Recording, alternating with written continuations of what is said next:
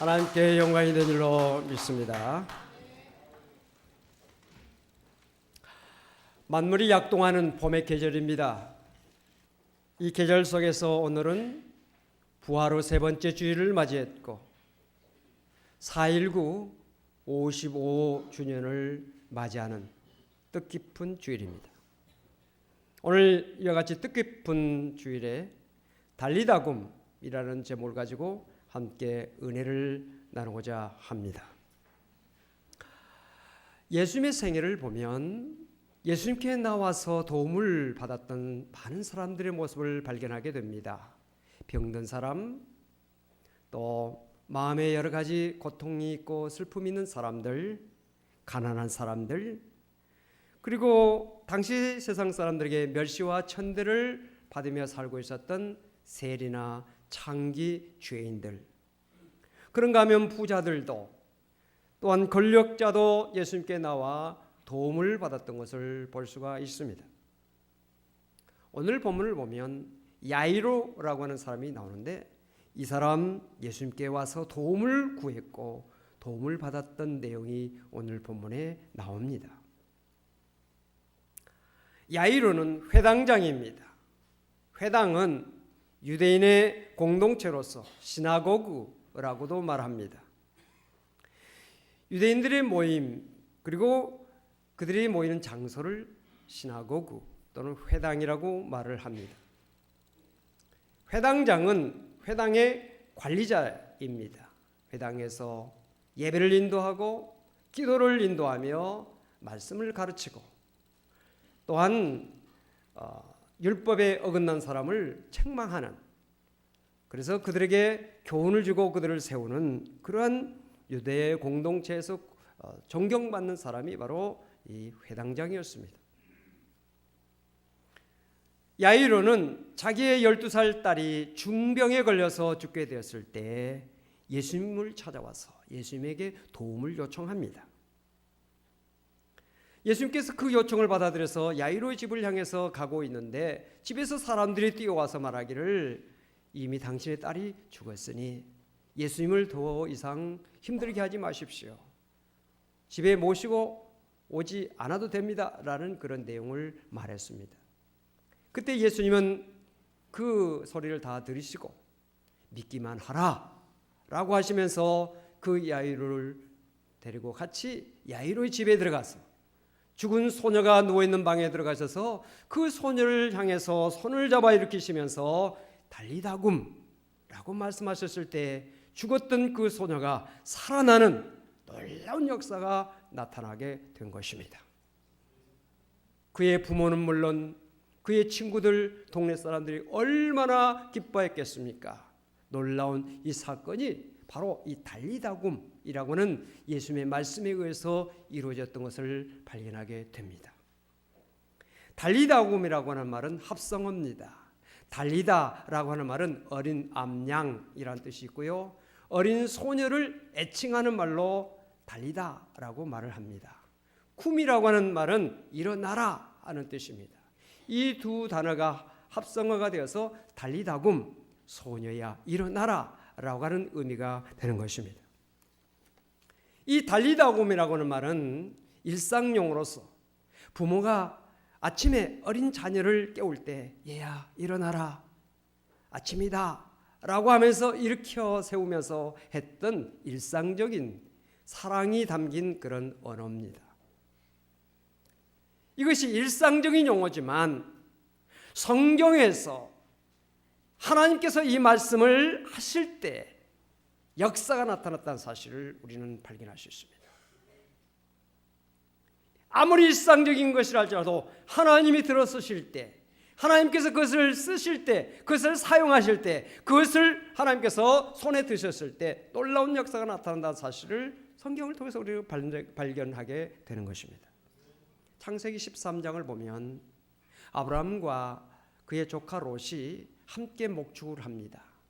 그런데 아브라함의 가축과 롯의 가축이 너무 많아져서 한 들에서 도저히 같이 목축을 할 수가 없게 돼요. 아브라함의 목자들과 롯의 목자들이 목초지 때문에 서로 다투는 갈등하는 내용이 나옵니다. 그때 아브라함이 롯을 불러다가 말합니다. 우리가 권육이 아니냐? 혈육이 아니냐? 우리가 다투어서는 안 되지 않느냐? 내가 좌하면 나는 우하겠고 내가 우하면 나는 좌하겠으니 네가 먼저 땅을 선택해라. 이 제안을 받아들인 롯이 들을 먼저 선택합니다. 저 보이는 들, 요단들이 물이 그득하고 땅이 기름지고 도시가 가깝기 때문에 생활의 편리성을 가질 수 있는 것이 요단들이었습니다. 그래서 롯이 그것을 먼저 선택해서 떠나게 됩니다. 늙을 때까지 자녀가 없이 조카를 자식처럼 여기면서 같이 동거했던 그 아브라함, 그 젊은 아브라함, 그 롯이 먼저 선택을 해서 좋은 들을 선택해서 아브라함의 곁을 떠났을 때 아마 아브라함의 마음은 여러 가지 쓸쓸함과 또 마음의 서운함이 있었을 것입니다. 그때 하나님께서 아브라함에게 하신 말씀이 달리다굼입니다. 13장 14절 이하를 보면은 롯이 아브라함을 떠난 후에 여호와께서 아브라함에게 이르시되 너는 눈을 들어 너 있는 곳에서 북쪽과 남쪽 그리고 동쪽과 서쪽을 바라보라. 보이는 땅을 내가 너와 내 자손에게 주리니 영원히 이르리라. 내가 내 자손이 땅의 티끌 같게 하리니 사람이 땅의 티끌을 능히 셀 수 있을진데 내 자손도 세리라. 너는 일어나 그 땅을 종과 횡으로 두루 다녀보라. 내가 그것을 내게 주리라. 너는 일어나라 하는 말씀이 달리다굼이옵시다. 달리다굼이라고 하는 하나님의 음성을 들었을 때 아브라함이 절망과 그리고 고통의 자리에서 일어나서 믿음의 조상으로서의 큰 역사를 이룰 수가 있었습니다. 이사야 60장에서도 똑같은 달리다굼을 발견하게 됩니다. 이사야 선지자는 남유다의 우시아 왕 때에 소명을 받았던 선지자입니다. 그가 성전에서 하나님 앞에 예배하고 제사하는 가운데 하나님의 음성을 듣습니다. 오늘도 하나님 앞에 예배하는 가운데 하나님의 음성을 듣는 성도가 되시길 주 이름으로 축원합니다. 하나님의 음성을 듣고 하나님의 놀라운 능력과 은혜를 체험하는 성도가 되어지길 주 이름으로 축원합니다. 우시아가 죽은 그때 이사야의 마음속에 여러 가지 고통이 있었습니다. 이 나라가 어찌 될까? 이 나라의 장래가 어찌 될까? 걱정하면서 주의 전에 나가서 엎드렸을 때 하나님의 음성을 듣습니다.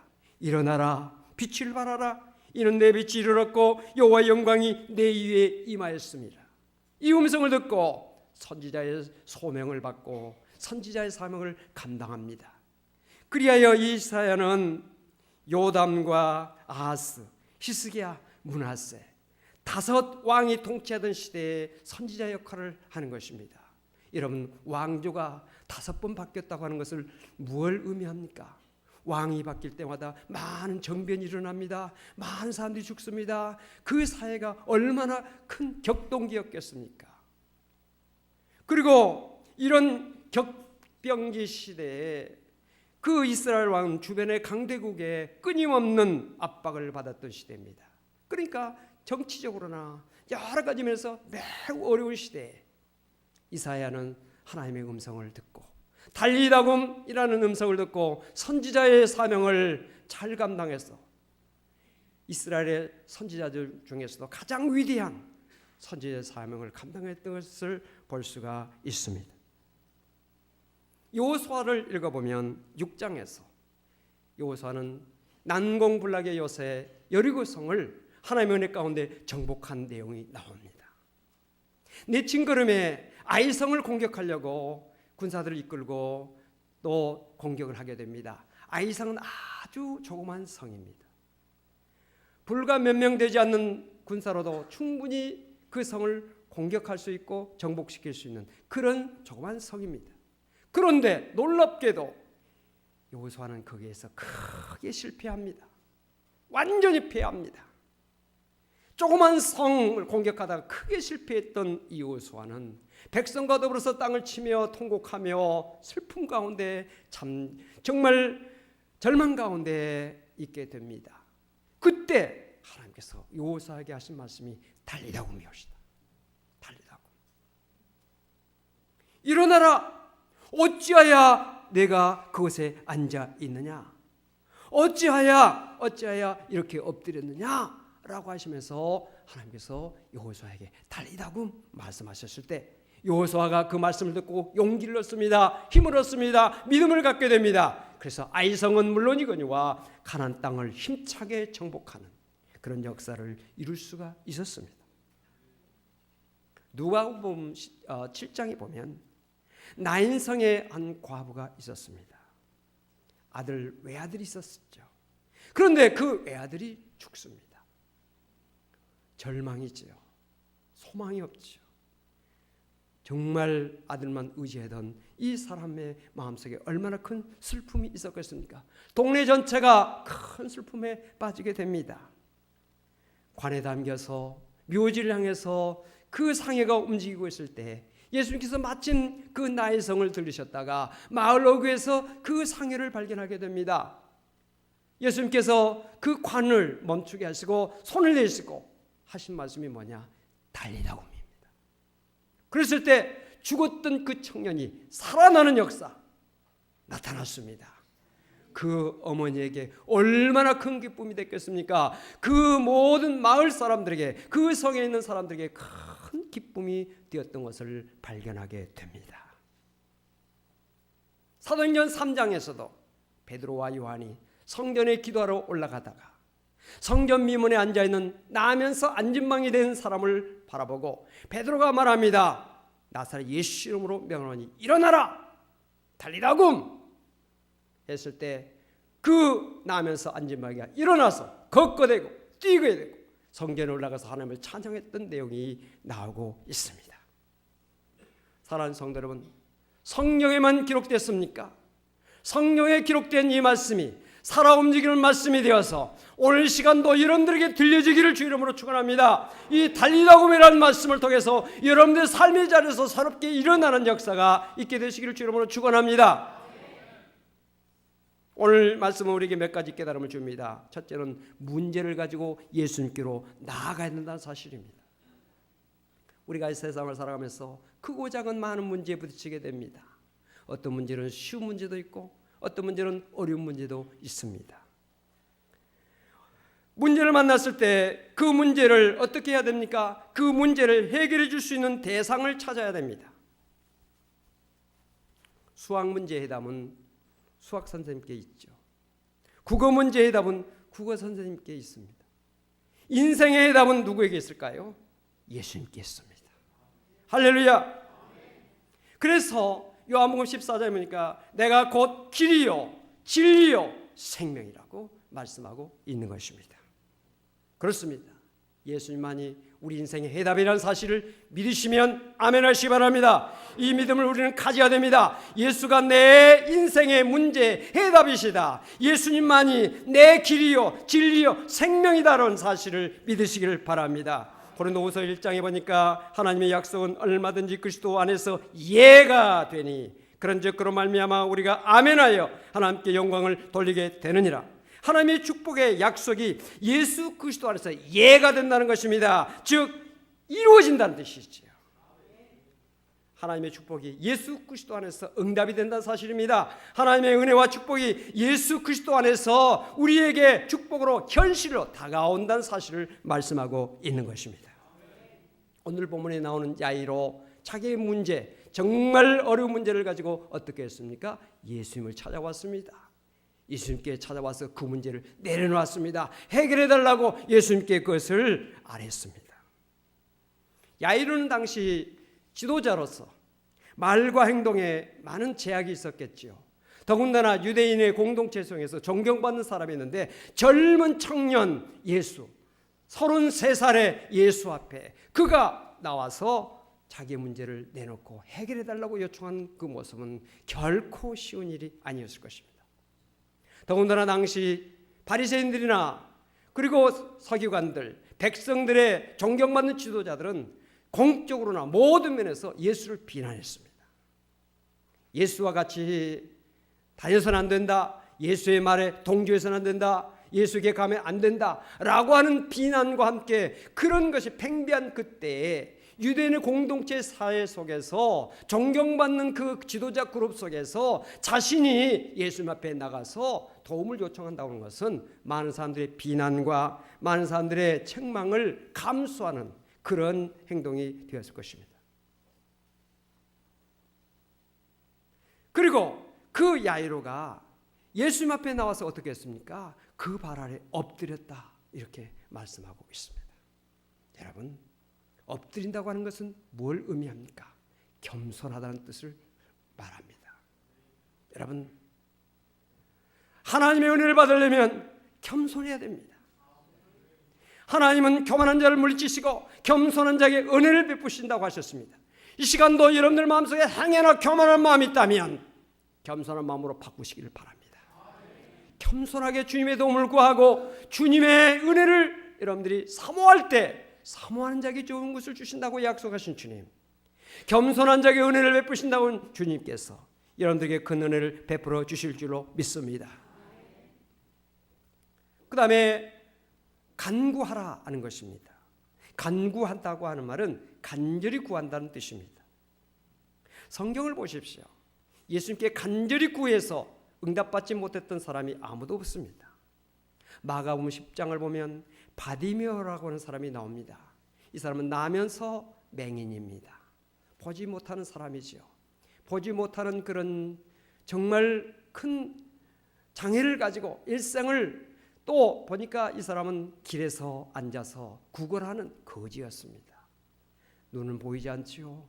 돈은 없지요. 얼마나 인생에 불행한 가운데 사는 사람입니까? 그런데 이 사람이 예수님을 향해서 어떻게 했습니까? 자기 앞을 예수님께서 지나간다는 소리를 듣고 예수님의 이름을 부릅니다. 뭐라고 부릅니까? 다윗의 자손 예수요, 나를 불쌍히 여기소서 소리 질렀다고 말씀하고 있습니다.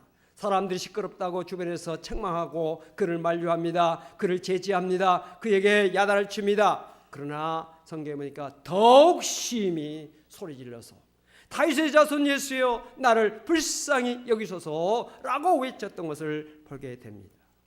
예수님께서는 길을 걸어가시다가 그 소리를 듣고 걸음을 멈추십니다. 그리고 저 사람을 불러라. 선생님, 너를 부른다 하는 이야기를 듣고 바디메오가 뛰어 일어납니다. 겉옷을 벗고 예수님을 향하여 달려갑니다. 예수님 앞에 엎드립니다. 예수님께서 그에게 묻습니다. 내가 네게 무엇을 하여 주기를 원하느냐? 선생님, 보기를 원하나이다. 보기를 원하나이다. 자기의 소원을 아뢰었습니다. 오늘도 여러분들의 간절한 소망이 있으십니까? 소원이 있으십니까? 기도가 있으십니까? 주님 앞에 간절히 구하는 성도가 되어지기를 바랍니다. 주여, 보기를 원하나이다. 주님 앞에 자기의 소원을 아뢰었을 때 주님께서 말씀하셨습니다. 가라, 내 믿음이 너를 구원하였느니라. 그의 눈만 떼어진 것이 아닙니다. 구원의 축복을 받았습니다. 영육간의 복을 받았던 것을 발견하게 되는 것입니다. 수로보닉의 여인, 마가복음 7장에 나오는 여인이죠. 수로보닉의 여인은, 이 사람은 유대인이 아닙니다. 이방 여자입니다. 가나안 여인입니다. 가나안 족속, 그 당시에 이스라엘 사람들에게 멸시와 천대를 받던 이방인 가운데 한 사람입니다. 더군다나 여인입니다.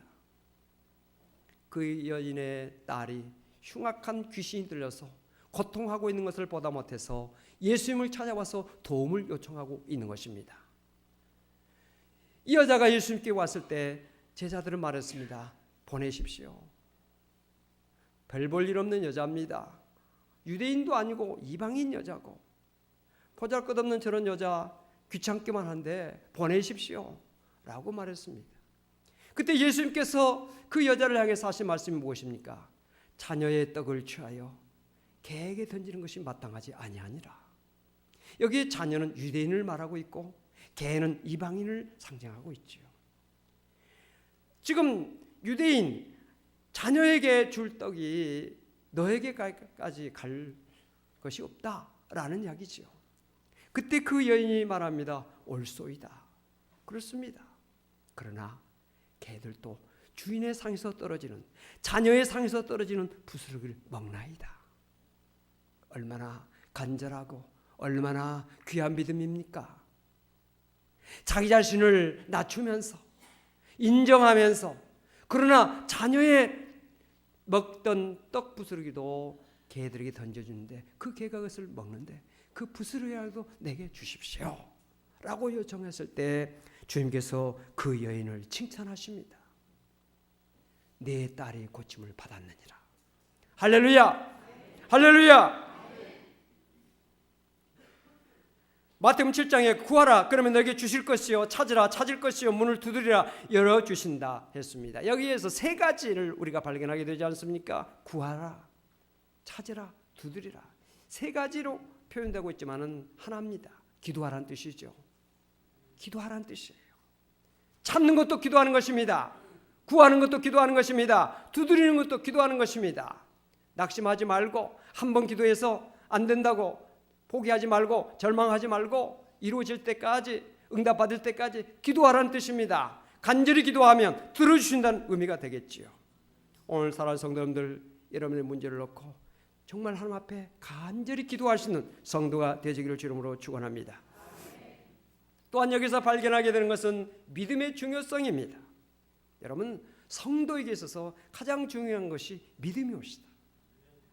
신자라고 하는 말이 무슨 뜻입니까? 믿는 사람이라는 뜻입니다. 성도라는 뜻이 무엇입니까? 거룩한 믿음을 가진 사람을 성도라고 말하지 않습니까? 오늘 우리가 성도라고 하고 믿음의 신자라고 할 때 과연 내 마음속에, 내 삶 속에 믿음이 있는가? 자기 자신을 점검해야 되는 것이지요. 오늘 여러분들 믿음을 가지고 계십니까? 믿음의 성도가 되시길 주름으로 축원합니다. 교회만 왔다 갔다 하는 교인이 아니라 믿음의 사람, 그걸 말하고 있는 것입니다. 나 지금 교회 다니고 있는데요. 아니요. 교회 다닌다고 다 믿음 있는 거 아니잖아요. 학교에도요, 학생 아닌 사람들도 얼마든지 다닐 수 있어요. 공부 안 하고 다닐 수 있어요. 장사로도 다니고 있고요. 뭐 일하러 간 사람들 있어요. 학교에 가서 공부를 해서 학생으로서 지식을 습득해야 되잖아요. 우리가 교회를 다닌다고 믿음이 생기는 거 아니에요. 믿음을 가져야 돼요. 믿음은 어디서 옵니까? 들음에서. 오늘도 말씀을 듣는 가운데 여러분들 마음속에 믿음이 생겨나게 되시길 바랍니다. 여러분의 믿음이 더욱더 성장하게 되기를 바랍니다. 큰 믿음을 소유하는 성도가 되시기를 주님으로 축원합니다. 믿음을 가지라는 거예요. 예수님께서 제자들한테 하신 말씀이 어찌하여 믿음이 적으냐? 예수님께서 책망하신 것은 믿음이 적은 것을 책망하셨습니다. 또 칭찬하시는 사람을 보십시오. 이만한 믿음을 내가 보지 못했다. 칭찬하시는 모습을 우리가 보지 않습니까? 그래서 히브리서 11장에 보니까 믿음이 없이는 하나님을 기쁘시게 할 수가 없다 그랬어요. 믿음만이 기적을 이룰 수 있고, 믿음만이 하나님을 기쁘시게 할 수가 있으며, 믿음만이 하나님의 놀라운 은혜와 축복을 체험할 수 있는, 받을 수 있는 통로가 된다는 사실을 믿으시길 바랍니다. 여러분, 우리가 믿음으로 하나님의 자녀가 됐다는 사실을 여러분들 다 아시죠?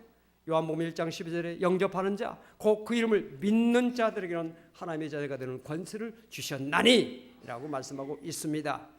또한 믿음으로 구원을 받습니다. 너희는 그 은혜에 의하여 믿음으로 말미암아 구원을 얻었나니 이것이 너희에게서 난 것이 아니요 하나님의 선물이라. 행위에서 난 것이 아니니 이는 누구든지 자랑하지 못하게 함이니라. 믿음으로 구원받은 것이죠. 할렐루야. 또한 믿음은 불가능을 가능으로 바꿀 수 있는 능력이 있는 것입니다.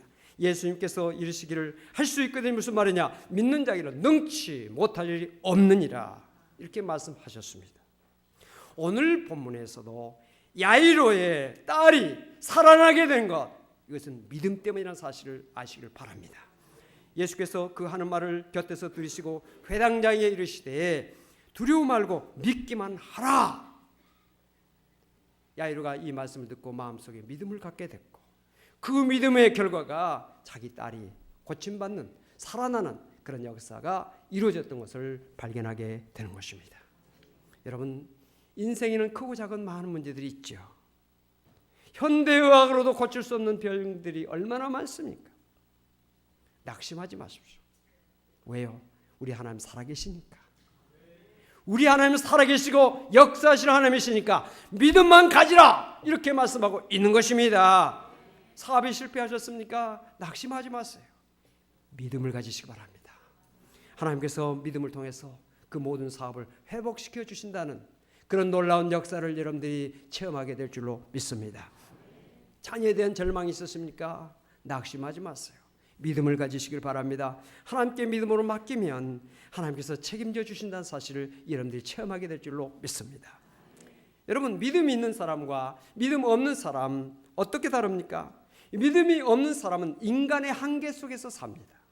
그러나 믿음 있는 사람은 하나님의 능력 안에서 살게 되는 것입니다. 믿음 없는 사람은 현실만 바라보게 되지만 믿음 있는 사람은 미래를 바라보게 됩니다. 믿음 없는 사람들은 사막에서 물이 없어서 죽는다고 아우성을 치지만 믿음 있는 사람은 사막에서 생수를 터뜨리는 것입니다. 믿음 없는 사람은 홍해바다 앞에서 이젠 끝장이라고 낙심하지만은 믿음 있는 모세는 홍해의 길을 내는 그런 역사를 이룰 수가 있었습니다. 여러분 앞에 홍해가 가로막혔습니까? 절망하지 마시고 홍해의 길을 내주시고 그것을 걷게 하시고 그것을 지나가게 하시는 하나님의 능력을 믿는 성도가 되시기를 주름으로 축원합니다. 믿음 없는 사람은 이 땅의 것만 바라보지만 믿음의 사람은 영원한 하나님 나라를 바라보는 것입니다. 정말 믿음의 사람은 어두운 밤을 지나가면서 절망하게 되지만 믿음의 사람은 어두운 너머 새벽을 바라보는 소망을 갖습니다. 어둠이 지나가면 소망의 새벽이 온다. 이 사실을 굳게 믿으시기를 바랍니다. 그렇습니다. 믿음의 사람은 오늘 현실이 아무리 어렵고 힘들고 견디기 어려운 아픔과 환난이 있을지라도 주님을 바라봅니다. 주님을 의지합니다. 주님을 찬양합니다. 주님께 기도합니다. 주님의 말씀을 듣습니다. 주님을 의지하는 믿음을 갖습니다. 주님의 인도를 받는 것입니다. 오늘도 주님은 이 강단을 통해서 여러분들에게 말씀하십니다. 사랑하는 아들아, 딸아, 달리다군. 일어나라. 일어나라. 이 말씀을 하고 계십니다. 이 말씀이 아무개 권사, 아무개 집사에게 주신 말씀이 아니라 내게 주신 말씀으로, 내게 주신 말씀으로, 내 가정에 주시는 말씀으로, 내 사업에 주시는 말씀으로, 내 직장생활에 주시는 말씀으로, 우리 교회에 주시는 말씀으로, 우리 나라에 주시는 말씀으로 믿으시기를 바랍니다. 그래서 여러분의 믿음이 일어나시길 바랍니다. 소망이 일어나시길 바랍니다. 건강이 일어나시길 바랍니다. 가정이 믿음의 가정으로 우뚝 일어서시기를 바랍니다. 여러분의 자녀가 일어나며 기업이 일어나며 우리 교회가 일어나 빛을 발하는 교회가 되기를 원합니다. 우리나라의 산업이 일어나기를 원합니다. 우리나라의 젊은이들이 일어나기를 원합니다. 이 나라의 자유와 정의와 평화가 일어나기를 원합니다. 달리다금 이 말씀이 축복의 말씀으로 오늘 여러분들에게 함께 하시길 주름으로 축원합니다. 기도하시겠습니다. 하나님 감사합니다. 달리다금 이 말씀이 내게 주신 말씀으로 들려지게 하시니 감사합니다. 이 말씀대로 우리 성도들이 다 일어서는 역사가 있게 하여 주옵소서. 절망의 자리에서, 슬픔의 자리에서, 질병의 자리에서, 낙심의 자리에서, 실패의 자리에서, 고난의 자리에서 다 일어나게 하여 주시옵소서. 한국교회가 일어나 빛을 발하게 하여 주시고 이 나라의 산업이 일어나며 젊은이들이 일어나며 자유와 정의와 평화가 일어나는 나라가 될 수 있도록 하나님 축복하여 주옵소서. 이 나라를 위해서 많은 사람들이 땀과 눈물과 피와 생명을 바쳤습니다. 그들의 모든 노고, 그들의 모든 수고, 그들의 모든 희생이 결코 헛되지 아니하고 하나님의 능력과 은혜 가운데서 놀라운 역사로 바꿔줄 수 있도록 축복하여 주옵소서. 예수 그리스도 이름으로 간절히 기도하옵나이다. 아멘.